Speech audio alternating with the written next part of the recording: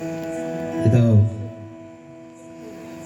અમારે મુકેશ ભાણો ગુણે મને ત્યારે કીધું કે ભજન રાખેલા છે. મેં કીધું તો હાલો જાય ઘડી બે ઘડી, કારણ કે કાલે મારા પપ્પાનું શ્રાદ્ધ છે.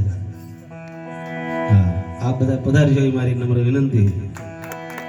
હા, પણ આપણે ભજન નથી રાખ્યા ચોખવટ. હા, મોંઘવારી બહુ છે એટલે એવું કાંઈ નથી. પણ પાછી ટૂંક સમયમાં તિથિ પણ આવે છે એટલે ખાલી શ્રાદ્ધ છે પણ બધા જમવા પધારજો એ મારું આમંત્રણ છે. પ્રતાપભાઈ